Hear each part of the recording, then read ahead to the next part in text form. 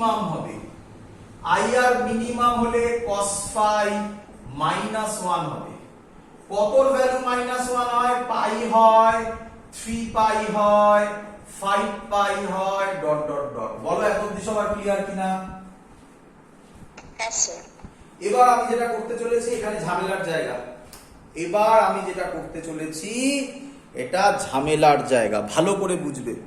এই জায়গাতে বোর্ডের সাথে জয়েন্টের ডিফারেন্স তৈরি হচ্ছে। এত অবধি বোর্ডেও যা করেছি তাই শুনবে ভালো করে, এখানে স্টুডেন্টরা গুলো।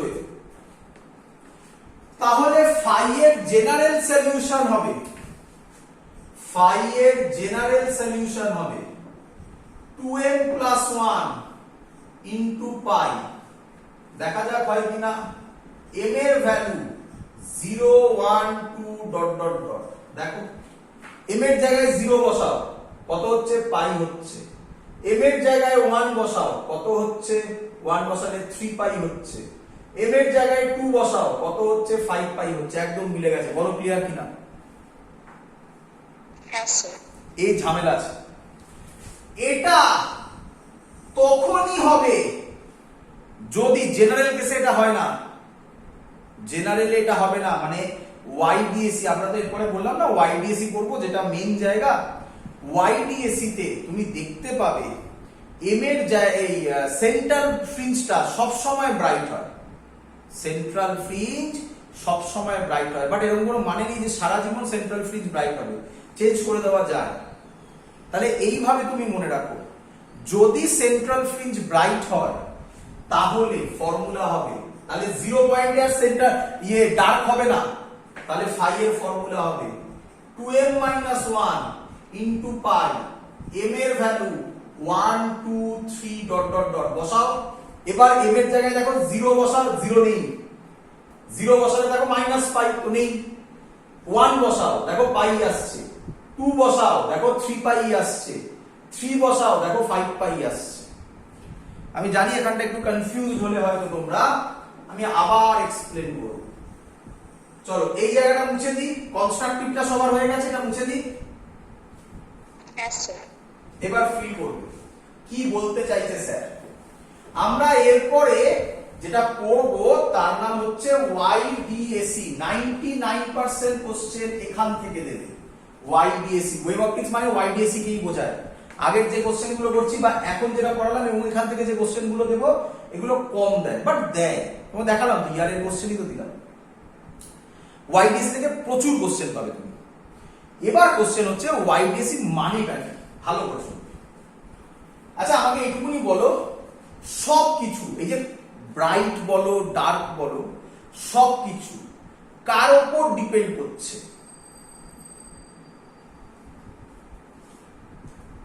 বলো।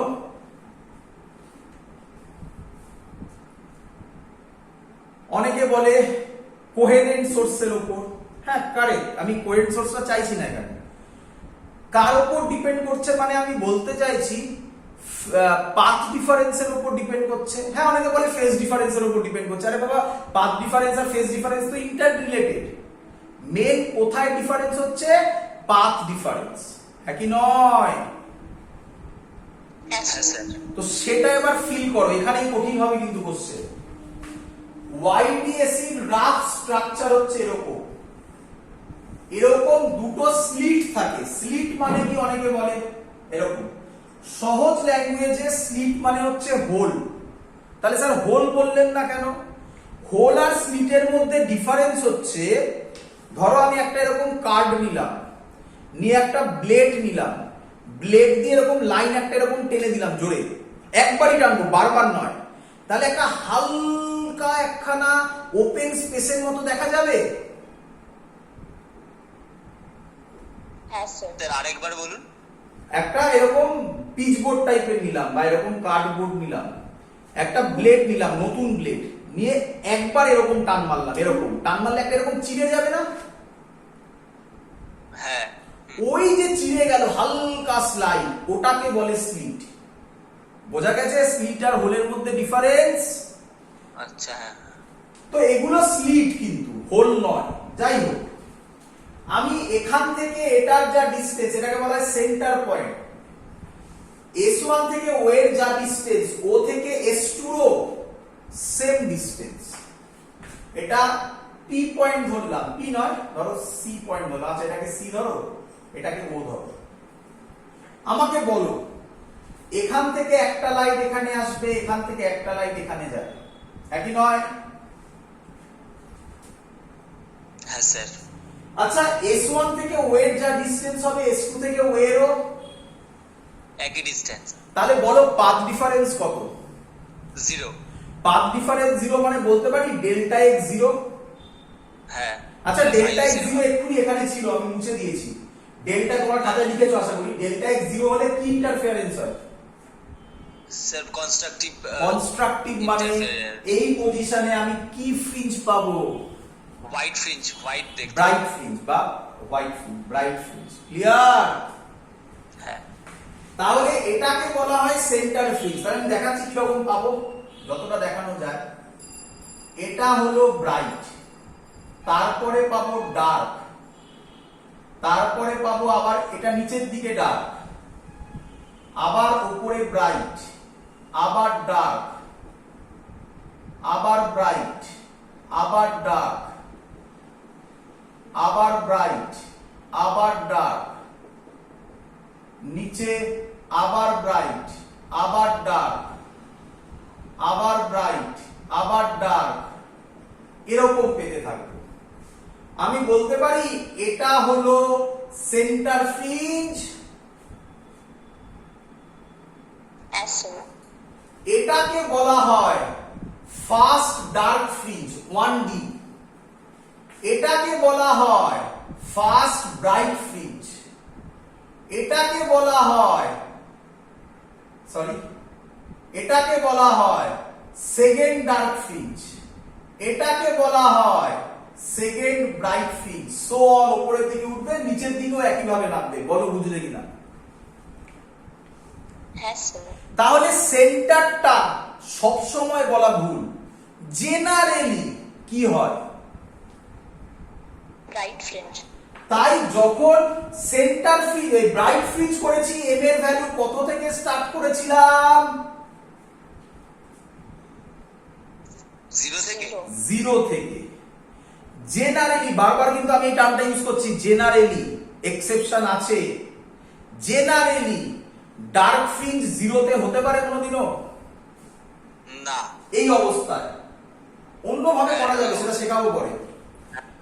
যেহেতু ডার্ক ফ্রিঞ্জ জেনারেলি সেন্টারে হতে পারে না, তাহলে কি 0 থেকে স্টার্ট হবে না 1 থেকে স্টার্ট হবে? সবাই বুঝতে পারছো 1 ডার্ক 1 ব্রাইট মানে কি?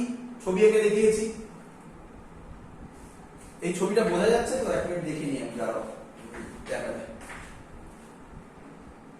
হ্যাঁ বোঝা যাচ্ছে, চলো। স্যার স্যার হ্যাঁ স্যার ব্রাইট ফ্রিঞ্জ সেন্টার ছাড়া অন্য জায়গায় হতে পারে?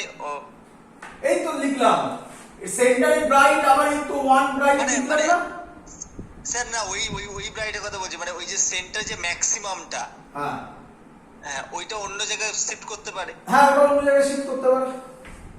আচ্ছা, অনেক কিছু হতে পারে। ক্লিয়ার? এটা যখন শিফট করে যাবে তখনই তো সেন্টারে ব্রাইট হবে, নাকি এই ডার্ক হতে পারে? হ্যাঁ হ্যাঁ হ্যাঁ। তাই বললাম না ওটা এক্সেপশন, ওটা রেয়ার কোশ্চেন দেয়, রেয়ার কোশ্চেন মানে অ্যাডভান্স লেভেলের কোশ্চেনে ওগুলোকে ফেলা হয়। জেনারেলি, তাই এটা আগে বলো বুঝলে কিনা? জেনারেলি তাই এই ফর্মুলাটা ইউজ হয়।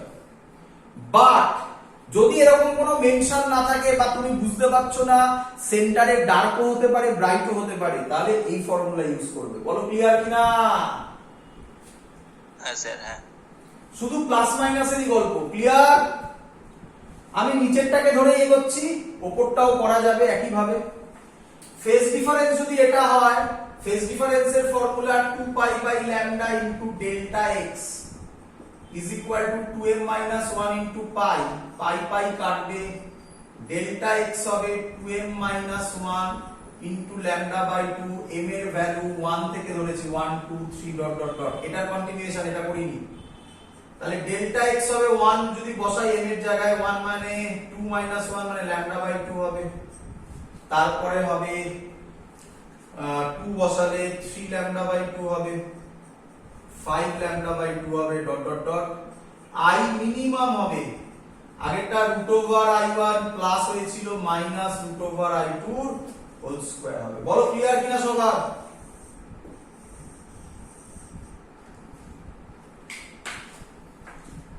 হ্যাঁ sir.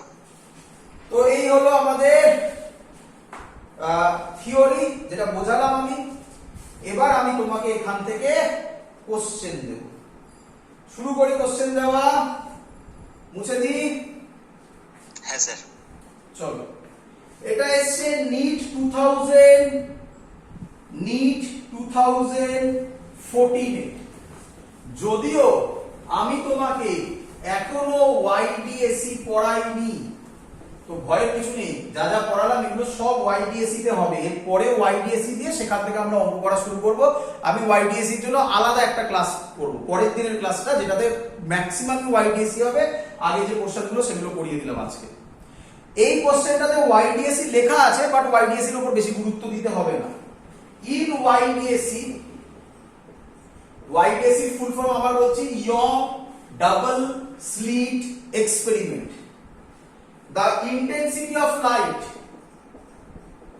the intensity of light, ও কবে এলো বললাম এটা?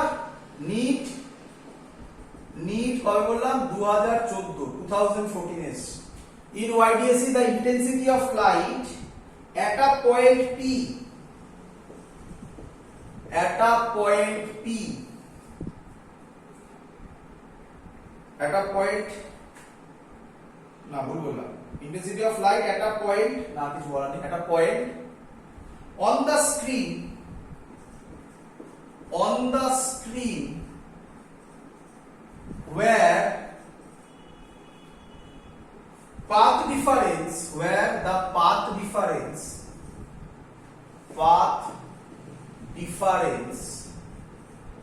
is lambda is k, একটু ল্যাঙ্গুয়েজটা পড়ো। The intensity at a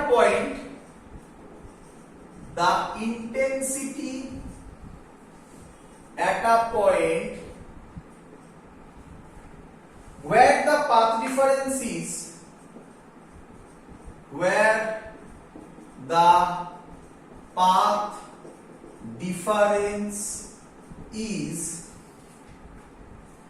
lambda by 4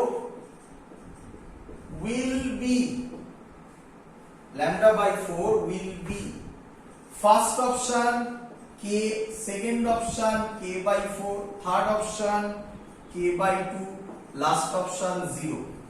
আচ্ছা, ইচ্ছা করে ওরা নামটা দিয়েছে k, এই k মানে কিন্তু 2 পাই বাই ল্যামডা নয়, একটা ভ্যালু k। অঙ্কটাকে পড়ে নাও সবাই, অঙ্কটা ক্লিয়ার, তারপর আমি করব। ক্লিয়ার? হ্যাঁ স্যার। ট্রাই করো একটু নিজেরা। বলছে ওয়াইডিএসি ছাড়ো, মানে যেটা আমি পড়ালাম সেটা ওয়াইডিএসি এর জন্য applicable. The intensity of light at a point on the screen where the path difference is lambda is k। আচ্ছা বাবা, পাথ ডিফারেন্স ল্যামডা হলে ইন্টেন্সিটি কি হয়?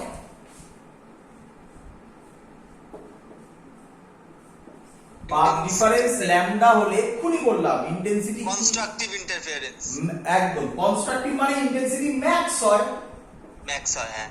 কি রে, এক্ষুনি তো বললাম। হ্যাঁ স্যার। চলো, আচ্ছা ইন্টেন্সিটির কোন ফর্মুলা জানি?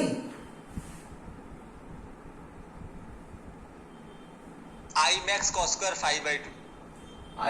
I max ছিল না, I max করিনি, 4i naught, হ্যাঁ 4i naught cos square 5/2। তুই বলবি স্যার ওটা নিলেন না কেন, √i1 প্লাস √i2? আরে বাবা, আমার এখানে কিছুই বলা নেই ইন্টেন্সিটি সেম না ডিফারেন্ট, তাহলে আমি একটা সহজটা ধরেই করি। ক্লিয়ার? হ্যাঁ স্যার। আচ্ছা, এর মধ্যে কোন টার্ম আছে যে টার্মের maximum minimum value possible? Sir phi আছে। cos বল, cos phi, phi এর ম্যাক্সিমাম মিনিমাম ভ্যালু বলা সম্ভব নয় কোনোদিনও। হ্যাঁ।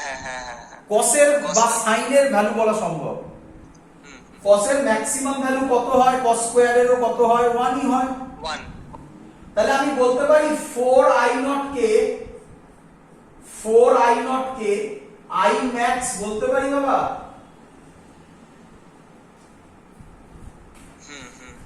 কি রে? Yes, sir. cos square 5/2। আচ্ছা, বলেছে the intensity of light at a point on the screen where the path difference is lambda is k। তাহলে যেখানে ল্যামডা সেখানে I, সেখানে I max, ওটাই হলো k। বল বুঝলি কিনা? Yes, sir. তাহলে I is equal to I max এর জায়গায় k বসাবো। আচ্ছা, এবার বলেছে পাথ ডিফারেন্স কত বলেছে, ল্যামডা বাই 4। আচ্ছা, এই ফর্মুলাটা তোরা শিখেছিস, phi is equal to 2 pi by lambda into delta x। হ্যাঁ ডেল্টা x মানে পাথ ডিফারেন্স, ডেল্টা x এর জায়গায় আমি তাহলে কত বসাবো, ল্যামডা বাই 4। ল্যামডা ল্যামডা কাটবে, 2 আর 4 কেটে 2 হবে, পাই বাই 2 হবে। তাহলে phi এর জায়গায় বসাবো cos স্কয়ার, phi এর জায়গায় বসাবো পাই বাই 2, আবার বাই 2 আছে মানে পাই বাই 4 হয়ে যাবে। কি রে? Yes, sir. এই cos পাই বাই 4 এর ভ্যালু কত রে? 1/2 Yes, sir. তার স্কয়ার, তাহলে কত হবে, 1/2 মানে অ্যানসার হবে k/2। এই দেখ, কঠিন না সহজ অঙ্ক?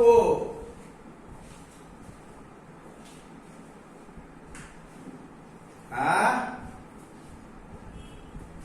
সহজ।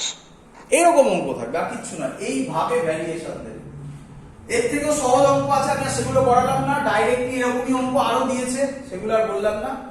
আরেকটা অঙ্ক এসেছে যেটা আমি এক্ষুনি পড়ালাম, তার উপর বেস করে নিট 2007 এ, এটা আজকে করিয়ে কমপ্লিট করছি, পরের দিন আমরা ওয়াইডিএসি থেকে প্রথম থেকে স্টার্ট করব, যাতে সব অঙ্কের আমরা ভ্যারিয়েশন পাই এবং বোর্ডের ক্লাস থেকে একটু আলাদা নতুন কিছু শিখতে পারবো। চলো, নিট 2007 এসছে এবং আমি আশা করব সবাই এটার অ্যানসার দিতে পারবে। দেখি দিতে পারো কিনা, এটা আমি শেখাবো না, এটা তোমরা দেবে। দেখি, বলছে a ray of light traveling in air, a ray of light traveling in air has wavelength lambda, has wavelength lambda, frequency nu, frequency nu, velocity v, velocity v, and intensity, intensity I. If this ray enters into water, if this ray enters into water,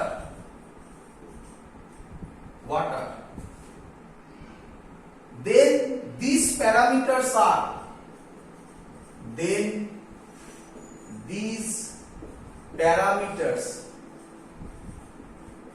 are lambda dash, nu dash, v dash, I dash. Which one is correct? Which one is correct? বলে চারটা option দিচ্ছে। First option দিয়েছে lambda is equal to lambda dash, second option দিয়েছে nu is equal to nu dash, third option দিয়েছে v is equal to v dash, last option দিয়েছে I is equal to I dash। বলো correct option কোনটা? Sir new is equal two new dash, frequency remain constant. Very good. কেন, কি source? Sir ওটা তো coherent source. Clear সবার? But Yes, sir. এটা direct এসেছিল, বাট আমরা অঙ্কটাকে একটু ডেপথে করি। আচ্ছা ধরো তোমায় বললো ল্যামডার ফর্মুলা বলে দাও কত হবে, বলো ল্যামডা ড্যাশ, তাহলে এটা কারেক্ট ইনকারেক্ট, এটা ইনকারেক্ট তো, হ্যাঁ স্যার। তাহলে তার কারেক্ট করে দাও। ধরো বললো, আরে বা দিতেই পারে, সবসময় কি একই দেবে নাকি, একটু ঘোরাবে না, বলো কারেক্ট করে দাও, শিখে দাও। এর ফর্মুলা হবে lambda W is equal to lambda by mu. Mu মানে হচ্ছে ওয়াটার, যে মিডিয়ামে যাচ্ছে তার রিফ্র্যাক্টিভ ইনডেক্স। আচ্ছা ভি এর ফর্মুলা বলার দরকার নেই, V is inversely proportional to 1 by mu. বলো ক্লিয়ার কিনা, সরি ভুল বললাম, V is directly proportional to 1 by mu, inversely proportional to mu. Clear, সবাই জানা তো কি রে? হ্যাঁ হ্যাঁ স্যার। স্যার আর ইন্টেন্সিটির ফর্মুলা আজকেই করলাম, ইন্টেন্সিটি হবে 4i not cos square 5/2। Clear? হ্যাঁ স্যার। হ্যাঁ স্যার দ্যাটস অল। আজকের ক্লাস এত অবধি রাখলাম, পরের দিন স্যার। হ্যাঁ হ্যাঁ স্যার, আমার একটা কোশ্চেন আছে স্যার, আমার একটা রে অপটিক্সে একটা কোশ্চেন আটকে গিয়েছে, এটা বলবো? বলো। স্যার স্যার বলেছে আমি মানে কোশ্চেনটা পড়ছি, ঠিক আছে? হ্যাঁ হ্যাঁ sir, an object is placed 12 centimeter to the left of the diverging lens of focal length minus 6 centimeter. হ্যাঁ A converging lens with a focal length of 12 centimeter is placed at a distance d to the right of the diverging lens. তাহলে এবার বলেছে find the distance d that corresponds to a final image at infinity. তো পারোনি না? না sir, sir আমি ওই প্রথমের V1টা বেরিয়েছে, কিন্তু তারপরে আর মানে করেছি, অ্যান্সার আসছে না। চলো করে দিচ্ছি, একবার পড়ো অঙ্কটা। ওটাকে একটা কোশ্চেন বলতে সেটা আমি করে দিচ্ছি রে অপটিক্সে। চলো পড়ো। So হ্যাঁ an object is placed 12 centimeter to the left 12 centimetre to the of a diverging lens of focal length দাঁড়াও minus 6. দাঁড়াও, ডাইভার্জিং লেন্স ফোকাল লেন্থ কত বলেছে? 6 সেন্টিমিটার, মাইনাস 6 সেন্টিমিটার বলে দিয়েছে। না মাইনাস বলে না, ওটা গুলোনোর জন্য দিয়েছে, মাইনাস আমরা করে নেব। 6 সেন্টিমিটার, এটা আমার অবজেক্ট, এই ডিসটেন্সটা বলে দিয়েছে কত? 12 সেন্টিমিটার। চলো হ্যাঁ, তারপর বলেছে a converging lens with a focal length of 12 centimeter হ্যাঁ is placed at a distance d to the right of the diverging lens. তাহলে এই ডিসটেন্সটা বলে দিয়েছে d, এর ফোকাল লেন্থ বলেছে 12 সেন্টিমিটার। এরকম টাইপের অঙ্ক আমি রিঅপটিক্সে করিয়েছি আমার মনে হচ্ছিল। যাই হোক, হ্যাঁ স্যার। তারপরে Sir, find the distance d that corresponds to a final image at infinity. find distance d that corresponds To a final image at infinity. to a final image At infinity. at infinity। চলো করি। হ্যাঁ sir. এটাকে বলা হয় combination of লেন্সের অঙ্ক। শিখিয়েছিলাম combination of লেন্সের অঙ্ক করতে গেলে একটা একটা করে ধরতে হয়। প্রথমে কাকে ধরবে একটু নাম দিয়ে দিই, এর নাম L1, এর নাম L2। বলো L1 এর ক্ষেত্রে u কত? -12. Very good. বলো f কত? -6. v বার করব, লেন্স মেকার ফর্মুলা কি ছিল বলো? 1/v minus 1/u is equal to 1/f. 1/v minus 1/u is equal to 1/f। 1/v জানি না, মাইনাস 1/u এর জায়গায় বসাবো প্লাস করে 12 করে দিলাম, f এর জায়গায় বসাবো মাইনাস 1/6। তাহলে 1/v হবে মাইনাস 1/6 মাইনাস 1/12, 12 এলসিএম হবে, -2 হবে, -1 হবে, -3/12 হবে, -1/4 হবে, তাহলে v হবে -4 সেন্টিমিটার। বলে এতদিন ক্লিয়ার কিনা? হ্যাঁ স্যার। হ্যাঁ। তাহলে হয়েছে এতদিন সবার? চলো তাহলে আমি ধরলাম এখানে ইমেজ হবে, মাইনাসে বেরিয়েছে, তার মানে এদিকেই হবে ইমেজ। তাহলে এটা হলো আমার এখন 4 সেন্টিমিটার, এটা এটা অবজেক্ট, এটা I1। বলো, ভালো করে শুনবে, বলো L2 লেন্সের ক্ষেত্রে, এটা মুছবো আমি, এটা হয়ে গেছে সবার এত অবধি? হ্যাঁ স্যার। চলো, L2 লেন্সের ক্ষেত্রে কে আমায় বলবে, L2 লেন্সের ক্ষেত্রে অবজেক্ট কে? অবজেক্টটা 12 সেন্টিমিটারে হবে, ফোকাসে হবে। বুঝলাম না, আরেকবার বাবা। অবজেক্টটা ফোকাসে হবে স্যার। না ওইভাবে না, মানে আচ্ছা তুমি অ্যান্সার বলছো একবারে। না আমি ওইভাবে ভাবছি না। হ্যাঁ গুড, ভালো বলে দিয়েছো, ভেরি গুড। তাহলে বলে দাও অ্যান্সার কি হবে, ডি। বলো কি হবে, বল, কি একটা বললি সেটা মুখে মুখে বলে দিলি, বল অ্যান্সারটা কি হবে? 12 সেন্টিমিটার। একটু ভেবে চ, আমি বলছি চ, চল ঠিক আছে, ভালো ভাবলি তা বলতে পারি না। আচ্ছা ও যেটা ভেবেছে সেটা বলি, ও কি ভেবেছে আগে বলি। ও বলছে ইমেজ কোথায় তৈরি হবে, ফাইনাল ইমেজ কোথায় তৈরি হবে, ইনফিনিটিতে। ফাইনাল ইমেজ যদি ইনফিনিটিতে তৈরি হয় তাহলে অবজেক্টকে কোথায় হতে হবে, ফোকাসে, ফোকাসে। তার মানে ফোকাস 12 সেন্টিমিটারে হতে হবে। হ্যাঁ হ্যাঁ। আমরা জানি এর যে ইমেজ সেটা এর অবজেক্ট, হ্যাঁ হ্যাঁ। তাহলে এটার অবজেক্ট এটাই হতে হবে অবজেক্ট, এটা 4 সেন্টিমিটার, তাহলে ডি কত হতে হবে, 8। অঙ্ক সল্ভ। বোঝা গেছে? চলো আমরা ম্যাথমেটিক্যালি করে দেখি। বলো L2 লেন্সের অবজেক্ট কে, এইটা I1, তাহলে ইউ কত হবে বলো? Sir -4 plus D. একদম। হ্যাঁ ভি কত, ইনফিনিটি, হ্যাঁ। এফ কত, plus 12। Formula 1/v minus 1/u is equal to 1/f।